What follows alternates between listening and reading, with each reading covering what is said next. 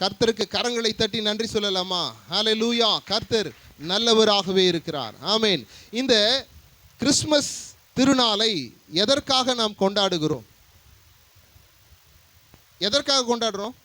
ஆண்டவராகிய இயேசு கிறிஸ்து பிறந்தார். ஹல்லேலூயா. இந்த பிறப்பை நான் மாத்திரமல்ல, உலகம் முழுவதும் கொண்டாடுது இல்லையா? இயேசு கிறிஸ்து பிறந்தார் என்று டிசம்பர் 25 உலகம் முழுவதும் கேட்டாலும் என்ன சொல்லுவாங்க? கிறிஸ்துவின் பிறப்பு. ஆமேன். கிறிஸ்து பிறந்தார் என்கின்ற ஒரு பெரிய ஒரு மகிழ்ச்சியான ஒரு காரியத்தை உலகம் முழுவதும் கொண்டாடுகிறோம். ஆனால் ஒரு கேள்வி, கிறிஸ்து எதற்காக பிறந்தார்?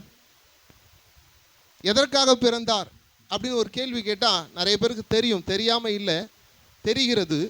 ஆனாலும் அறியாத ஜனங்கள் அநேகர் உண்டு. இருக்காங்களா இல்லையா?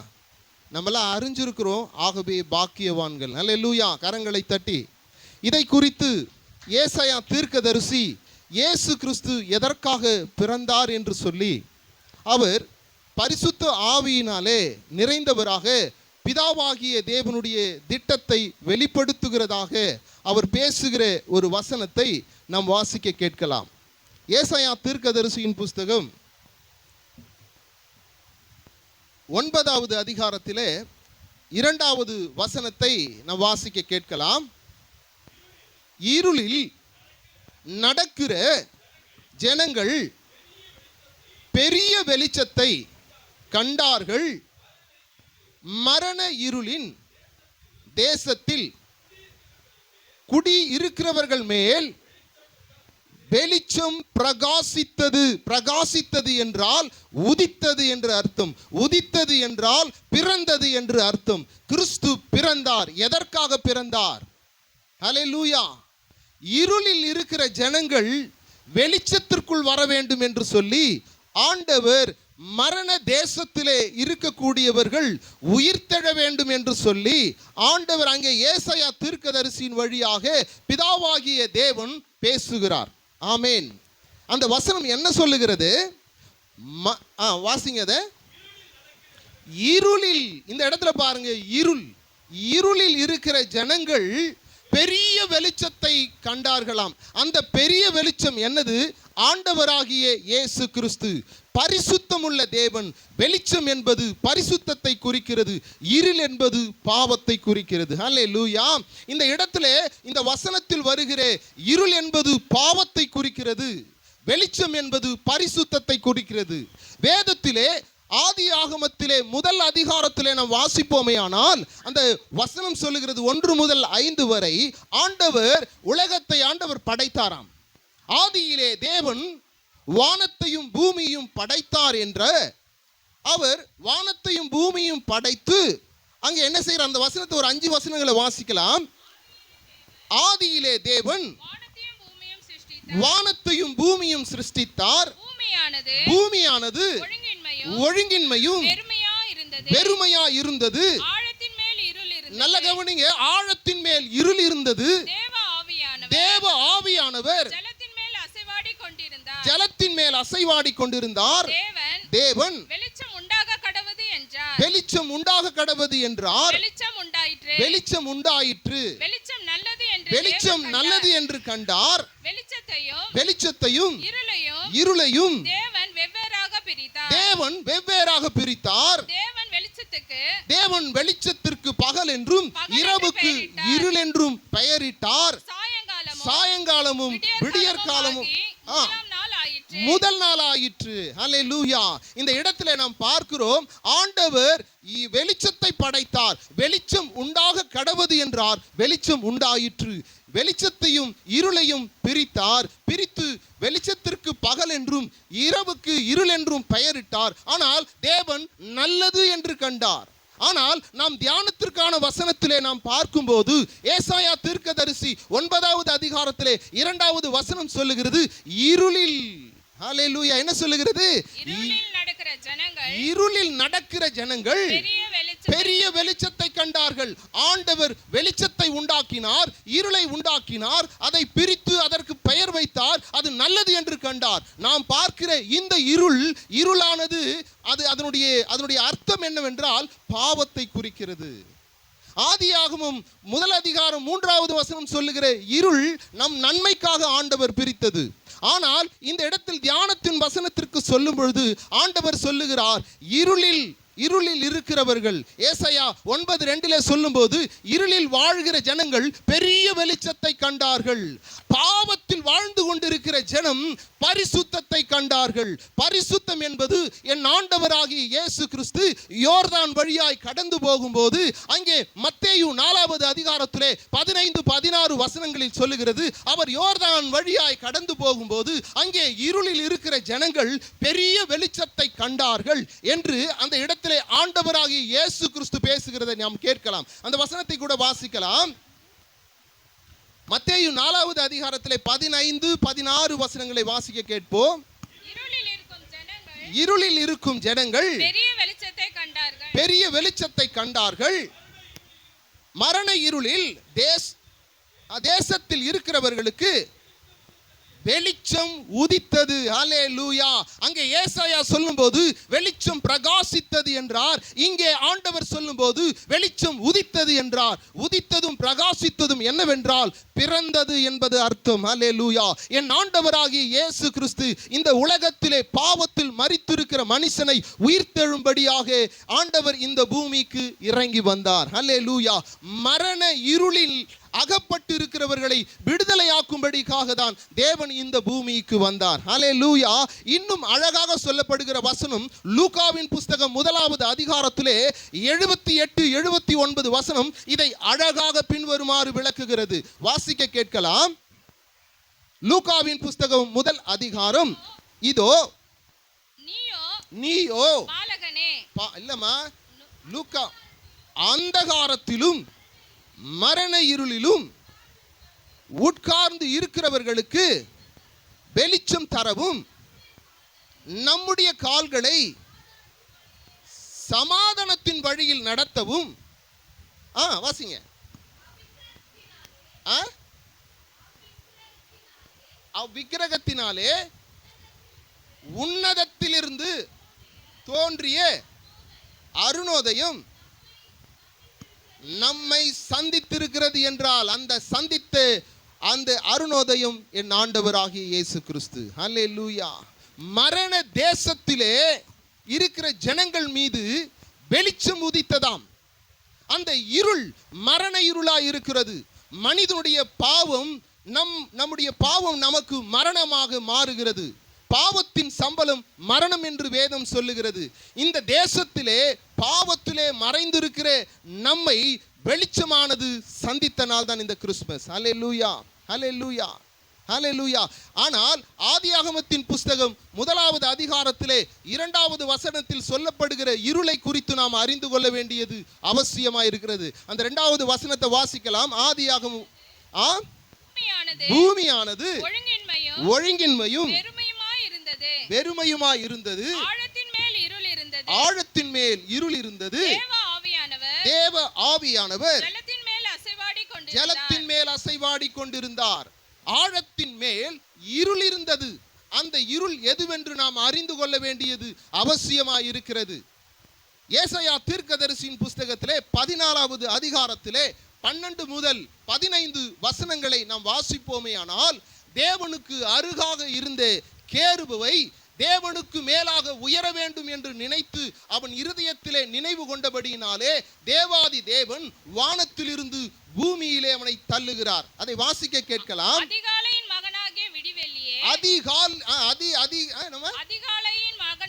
அதிகாலையின் மகனாகிய விடிவெள்ளியே, நீ வானத்திலிருந்து விழுந்தாயே.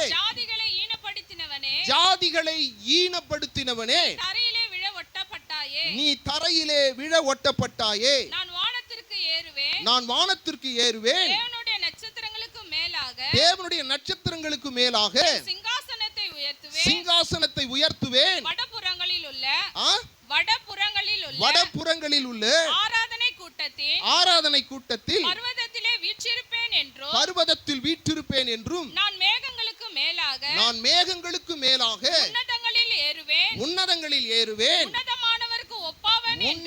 உன்னதமானவருக்கு ஒப்பாகுவேன் என்று உன் இருதயத்தில் நீ சொன்னாயே. ஆனாலும் நீ அகாதமான பாதாளத்திலே தள்ளுண்டு போனாய். அகாலமான பாதாளத்திலே தள்ளுண்டு போனாய். அதைதான் இரண்டாவது முதல் அதிகாரத்திலே ஆதியாகமம் 1:2 சொல்லப்படுகிறது. ஆழத்தில் இருள் இருந்தது. ஹல்லேலூயா. தள்ளப்பட்டவன் ஆழத்தில் காத்திருக்கிறான். ஆமென். ஹல்லேலூயா. அங்க வேதம் சொல்லுகிறது, எசேக்கியேல் 28 13வது வசனத்திலே முதல் பாகம் சொல்லுகிறது, அவன் ஏதேனில் இருந்தவன் என்று. ஹல்லேலூயா. அவன் ஏதேனில் இருந்து அங்கே ஆதாமையும் ஏவாளையும் என்ன செய்கிறான்? வஞ்சிக்கிறவனாய் இருக்கிறான். ஹல்லேலூயா.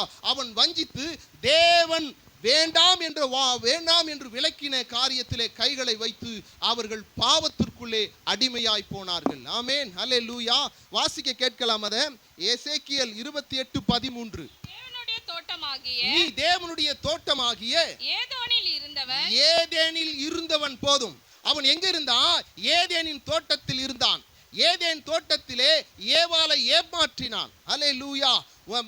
ஆதியாகமத்தின் புஸ்தகம் 2வது அதிகாரத்திலே 9வது வசனம் சொல்லுகிறது, ஆண்டவர் ஏதேனில் எல்லாத்தையும் உருவாக்கி அதன் நடுவிலே நன்மை தீமை அறிகிற விருட்சத்தை வளர செய்தார் என்று சொல்லி அதை வளர செய்தார். அங்கே ஆதியாகமம் 3:9 சொல்லுகிறது, அவன் தோட்டத்திலே மறைந்து ஒளிந்து கொண்டான். காரணம் என்ன?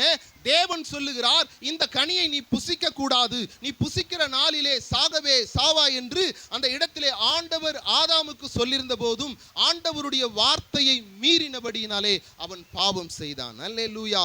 பாவம் செய்தபடியினாலே அந்த பாவமானது தலைமுறையாக நம்மேல் கடந்து வந்து கொண்டிருக்கிறது. முதல் ஆதாமினாலே மனுக்குலம் மரித்திருந்தது. இரண்டாம் ஆதாமாகிய கிறிஸ்துவினாலே மனுக்குலம் உயிர் பெற்றது. ஹல்லேலூயா.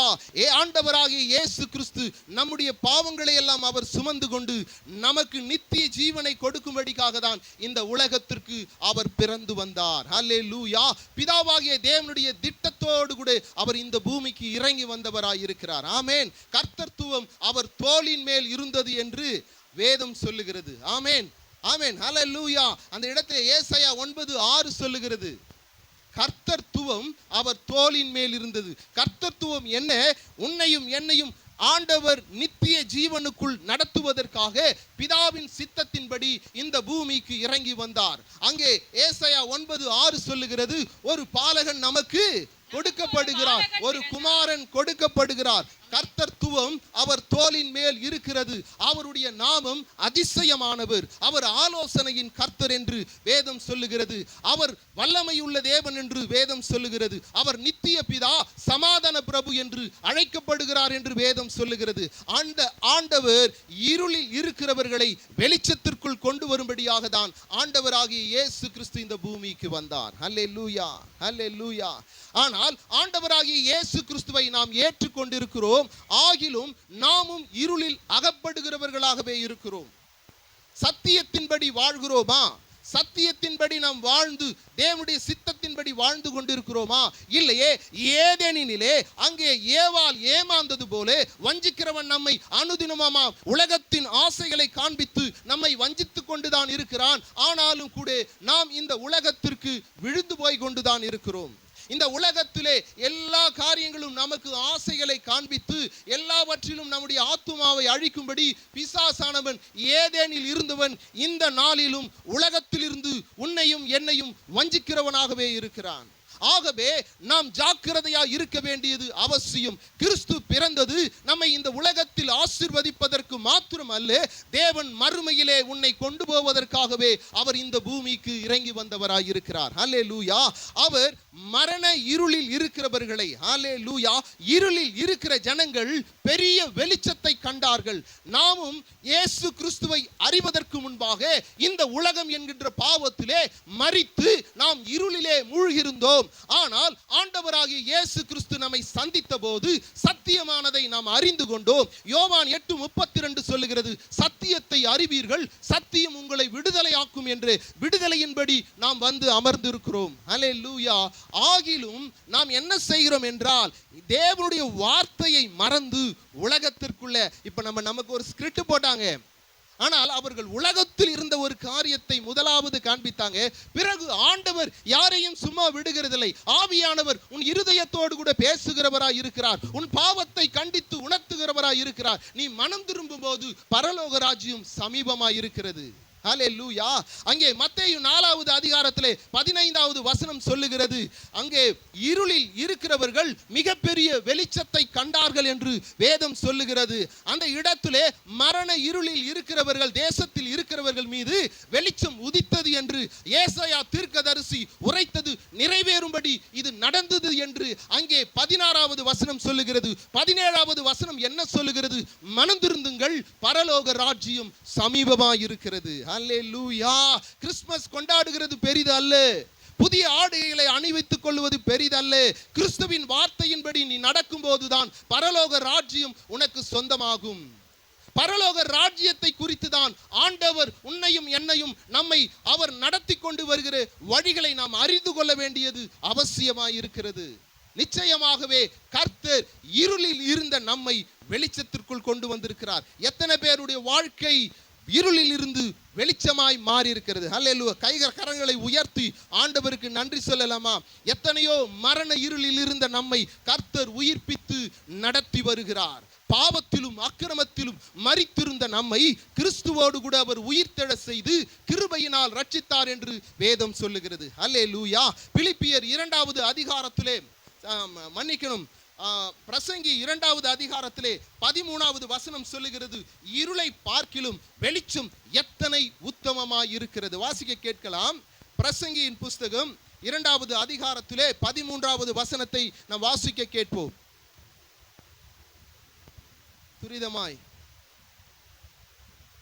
பிரசங்கி 2வது அதிகாரம் 13வது வசனம்.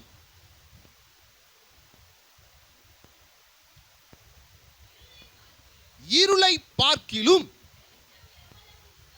வெளிச்சம் எவ்வளவு உத்தமமோ அவ்வளவாய் மதியீனத்தை பார்க்கிலும் ஞானம் உத்தமம் என்று கண்டேன். மதியீனம், மதியீனம்னா என்ன?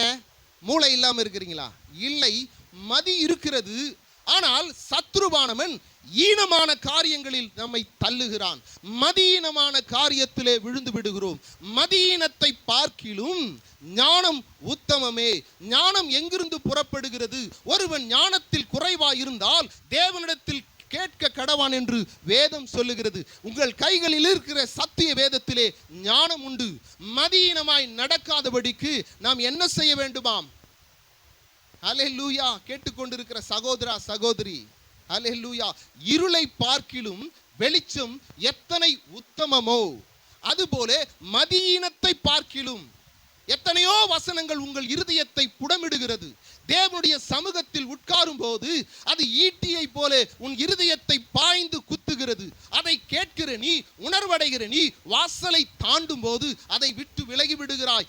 மதியீனத்தை கொண்டு வருகிறான் சத்துருவானவன். ஏசாயா தீர்க்கதரிசியின் புஸ்தகத்திலே 14வது அதிகாரத்தில் 12வது வசனத்தில் சொல்லுகிறது, அவன் மதியீனப்படுத்துகிறவனாம். ஹல்லேலூயா. அந்த இருளானவன் மதியீனப்படுத்துகிறவன் என்று சொல்லுகிறது. 14-12 வாசிக்க கேட்கலாம். அதிகாலை விடிவெள்ளியாகிய மகனே, நீ வானத்திலிருந்து நீ விழுந்தாய், பூமியிலே தள்ளப்பட்டாய். ஜாதிகளை ஈனப்படுத்தினாய். யாரை ஈனப்படுத்துகிறான்? ஜாதியை ஈனப்படுத்துகிறான். ஜாதி என்பது ஏதோ இந்த உலகத்தில் நான் பார்க்கிற ஜாதி அல்ல. பல தேசங்களில் இருக்கிற ஜனங்களை பார்த்து அழைக்கக்கூடியதுதான் ஜாதி. ஜாதிகளை ஈனப்படுத்துகிறவனே, நீ தரையிலே போதும். ஜாதிகளை அவன் என்ன பண்றான்? ஈனப்படுத்துகிறான். அங்கே சாலமோன் ஞானி அங்கே எழுதுகிறார். எல்லாவற்றையும் அனுபவித்தவர் தான் சாலமோன் ஞானி. சாலமோன் ஞானி அனுபவிக்காத காரியங்கள் ஒன்றுமே கிடையாது. அவரை போல அரசாண்டவர்கள் கிடையாது. அவரை போல ஆண்டு அனுபவித்தவர்கள் யாருமே கிடையாது. அந்த சாலமோன் ஞானி தான் பிரசங்கி 2:13 சொல்லுகிறார், இருளை பார்க்கிலும் வெளிச்சம் எத்தனை உத்தமமோ மதியீனத்தை பார்க்கிலும் ஞானம் அதைவிட உத்தமமாய் இருக்கிறது. ஹல்லேலூயா. வெளிச்சத்தை பார்க்கிலும் இருளை பார்க்கிலும் வெளிச்சம் எவ்வளவு நம்ம அதை மதிக்கிறோம், எவ்வளவு பிரயோஜனமாய் இருக்கிறதோ அது போல மதியீனம் அறிவில்லாம இல்லை. இன்றைக்கு நீங்க எத்தனை ஸ்தலத்திலே எவ்வளவு அதிகாரியா இருக்கிறீங்க, எப்படியெல்லாம் வேலை செய்றீங்க, உங்களுக்கு எத்தனை சம்பளம் கிடைக்கிறது, உங்கள் அறிவை கொண்டுதான். அறிவில்லாமல் இல்லை, ஆனால் அறிவிருந்தும் மதி ஈனமாய் நம்ம என்ன பண்றோம், கடந்து போய் கொண்டு இருக்கிறோம். நிச்சயமாகவே அந்த மதியீனத்தை விற்று வெளியேறும்படியாய் இந்த நேரத்திலே கிறிஸ்து இந்த நாளில் உங்கள் இருதயத்தில் பிறக்க வேண்டும். கிறிஸ்து பிறந்தார் என்று கொண்டாடுகிறது அல்ல, ஒவ்வொரு நாளும் நம் இருதயத்தில் என்ன பண்ணணும், கிறிஸ்து பிறக்க வேண்டும். அல்லேலூயா. தானியேல் 2:22 ஆண்டவர் சொல்லுகிறார், அவர் எல்லா ரகசியங்களையும் அறிகிறவராய் இருக்கிறாராம். அல்லேலூயா. அவர் ஆழங்களில் இருக்கக்கூடிய மறைபொருளை அறிகிறவராய் இருக்கிறாராம். வாசிக்க கேட்கலாம். அவரே ஆழமும் மறைபொருளுமானதை வெளிப்படுத்துகிறவர். இருளில் இருக்கிறதை நீ இருட்டில் இருப்பன்னா, சத்தியத்தை கேட்கிற நீ, சபைக்கு வருகிற நாம் இருளிலே இருப்போமேனால் கர்த்தர் நிச்சயமாக நான் அறிவேன் என்று இந்த இடத்துல வேதத்திலே சொல்லுகிறார். இருளில் இருப்பதை நான் அறிவேன், அங்கே வெளிச்சம் மாத்திரம் தான் தேவனிடத்திலே சேரும். அதை தொடர்ந்து வாசிக்குமா. அவரே ஆழமும் மறைபொருளுமானதை வெளிப்படுத்துகிறவர். இருளில் இருக்கிறதை அவர் அறிவார். வெளிச்சம் அவரிடத்திலே தங்கும். வெளிச்சம் அவரிடத்தில் தங்கும்.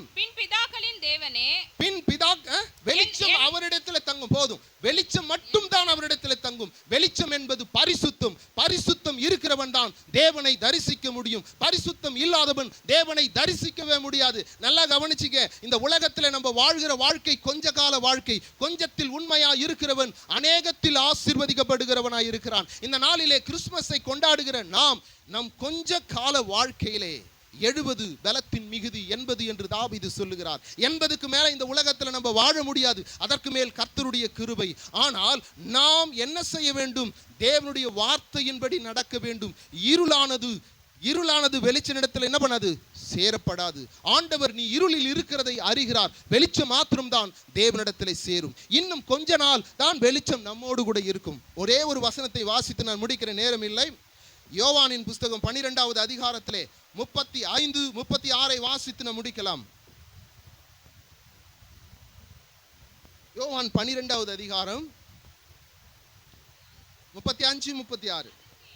அதற்கு இயேசு, இன்னும் கொஞ்ச காலம் ஒளி உங்களிடத்தில் இருக்கும், நீங்கள் இருளில் அகப்படாதபடிக்கு ஒளி உங்களோடு இருக்கையில் நடவுங்கள். ஆண்டவர் என்ன சொல்றாரு, ஒளி இன்னும் கொஞ்ச காலம் உங்களோடு கூட இருக்கும். ஆண்டவர் சிலுவையின் பாடை குறித்து அந்த இடத்தில் பேசுகிற வசனம். ஆனால் இன்றைய ஆவியானவர் உங்களோடு கூட பேசுகிற காரும் ஒளியும் நம்மோடு கூட கொஞ்ச காலதா இருக்கும். நம்முடைய ஆயுசு நாட்கள் முடியும் போது இந்த ஒளி ஒன்றுமே செய்ய முடியாது. இந்த ஒளி இன்று கிருபையாய் உன்னையும் என்னையும் வழி நடத்துகிறதை நாம் அறிந்திருக்க வேண்டியது அவசியமாய் இருக்கிறது. ஒளி உன்னோடு கூட இருக்கிறது. ஆமென், ஹல்லேலூயா. உலகத்தின் துவக்கம், ஒரு மனிதனுடைய பிறப்பு உலகத்தின் துவக்கமாய் இருக்கிறது. அவனுடைய இளைப்பாறுதல் உலகத்தின் முடிவாய் இருக்கிறது. வேதம் சொல்லுகிறது, உலக முடிவு பரியந்தம் ஒருவன் நிலைத்திருப்பானேனால் அவன் ரட்சிக்கப்படுவான். ஹல்லேலூயா. ஒளி உங்களோடு கூட இருக்கிறது. அது கிருபையாய் நம்மை சுற்றி வருகிறது. நாம் செய்கிற பாவங்களை ஆண்டவர் மன்னித்து இந்த நாளிலும் நம்மை பலப்படுத்தி நடத்துகிறவராய் இருக்கிறார். ஒளி நம்மோடு கூட இருக்கிறது. இந்த ஒளி நம்மோடு இருக்கும்போது இந்த ஒளியின் வெளிச்சத்திலே நீ நடப்பாயனால் கர்த்தர் நித்தியத்திலே உன்னை சேர்க்க வல்லவராய் இருக்கிறார். ஹல்லேலூயா. இருளில் இருக்கிற ஜனங்கள் பெரிய வெளிச்சத்தை கண்டார்கள். மரண தேசத்தில் இருக்கிறவர்கள் மீது வெளிச்சம் உதித்தது என்றபடி இந்த நாளிலே அந்த வெளிச்சம் நம் மீது உதித்தே ஆக வேண்டும். இந்த உலகத்திலே வாழ்ந்த வாழ்க்கை இல்லை என்றால் வெறுமையாய் போய்விடும். ஹல்லேலூயா. அதுல 36வது வசனத்தையும் வாசித்து முடிக்கலாம். ஒளி உங்களோடு இருக்கையில் நீங்கள் ஒளியின் பிள்ளைகள் ஆகும்படி ஒளியின் இடத்தில் விசுவாசமாய் இருங்கள். இவைகளை இயேசு சொல்லி அவர்களை விட்டு மறைந்தார். அல்லேலூயா, அல்லேலூயா. நாடகம் பார்க்கும்போது சொன்னாங்க, வருஷத்தின் இறுதி நாளில் வந்துட்டோம், நம்ம செஞ்ச பாவத்தெல்லாம் அறிக்கையிட்டு என்ன பண்ணணும், மனம் திரும்பிடும். நிச்சயமாய் நீ அறிக்கையிட்டு மனம் திரும்புவாயானால் கர்த்தர் இந்த நாளிலும் உன்னை சேர்த்து கொள்ள வல்லவராய் இருக்கிறார். ஹல்லேலூயா. ஒரே ஒரு வசனம் ஆவியானவர் வெளிப்படுத்துகிறபடினால் ஏசாயா தீர்க்கதரிசியின் புஸ்தகம் 30வது அதிகாரத்தில் ஹல்லேலூயா. 30வது அதிகாரம். நன்றி ஆவியானவரே. வாசிக்க கேட்கலாம். 26வது வசனத்தை நம்ம வாசிக்க கேட்கலாம். கர்த்தர் தமது ஜனத்தை முறிவை கட்டி எந்த இடத்துல நீ முறிந்து போயிருக்கிறாயோ, ஆவிக்குரிய வாழ்க்கையில நீ எந்த இடத்துல முறிந்து போயிருக்கிறாயோ, உன் இருதயம் உன்னோடு கூட பேசும். உன் இருதயம் உன்னோடு கூட பேசும். ஆண்டவரே, இந்த பாவத்தை நான் விட முடியாதபடி தொடர்ந்து ஓடிக்கொண்டு இருக்கிறேன். ஆண்டவரே, உன் முறிவை அவர் என்ன பண்ணுவாரு? சரி கட்டுவார். வாசிக்கலாம். உன் முறிவை, அதன் அடிகாயத்தை குணமாக்கும் நாளிலே சந்திரனுடைய வெளிச்சம் சூரியனுடைய வெளிச்சத்தை போல சூரியனுடைய வெளிச்சம் 7 பகலுடைய வெளிச்சத்தை போல இருக்கும். அல்லேலூயா. போதும். ஆண்டவரிடத்துல இந்த நாளிலே நீங்கள் மனம் திரும்புவீர்களே ஆனால், அல்லேலூயா, நீ முறிந்து போன இடத்தை ஆண்டவரிடத்தில் சொல்லும்போது அந்த முறிவை ஆண்டவர் கட்டி உன்னை பலப்படுத்த வல்லவராய் இருக்கிறார். ஹல்லேலூயா.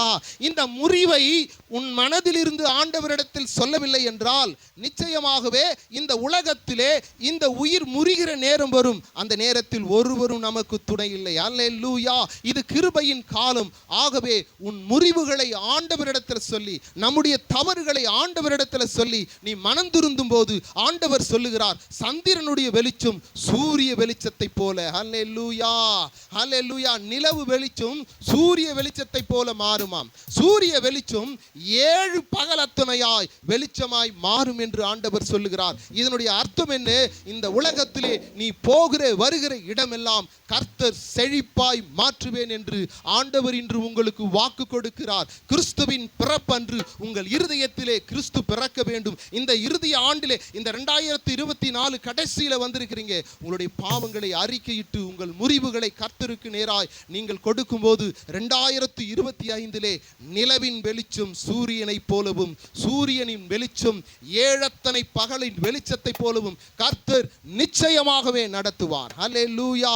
இந்த இயேசு கிறிஸ்துவின் விடுதலையின் ஊழியம் சாதாரணமா பெர்க்மன்ஸ் பாட்டை பாடி நான் ஆரம்பித்தேன். படிக்க தெரியாதவன், ஒரு எழுத்தும் எனக்கு தெரியாது, பெர்க்மன்ஸ் பாட்டை பாடி தெரு தெருவா சொல்லி ஒவ்வொரு வரியா இந்த நாளில் உங்கள் அனைவரையும் கூட்டி கர்த்தர் சேர்த்திருப்பாரே. ஆனால் நிச்சயமாய் சொல்லுகிறேன், உங்கள் முறிவுகளை கர்த்தருக்கு நேராய் தெரியப்படுத்துங்கள். அவர் நிலவின் வெளிச்சத்தை சூரியனை போலவும், சூரியனின் வெளிச்சத்தை 7 ஆசீர்வதிக்கிற தேவன் ஆசீர்வதித்து உங்களை வழி நடத்துவாராக. இந்த நாளை கர்த்தர் கொடுத்த கிருபைக்காய் நான் ஸ்தோத்தரிக்கிறேன். வந்திருக்கிற ஒவ்வொருவரையும் கர்த்தர் அபிரிவிதமாய் ஆசீர்வதித்து உங்களை வழி நடத்த வேண்டும் என்று இருதயத்தின் ஆழத்திலிருந்து தேவனை வேண்டிக் கொள்ளுகிறேன்.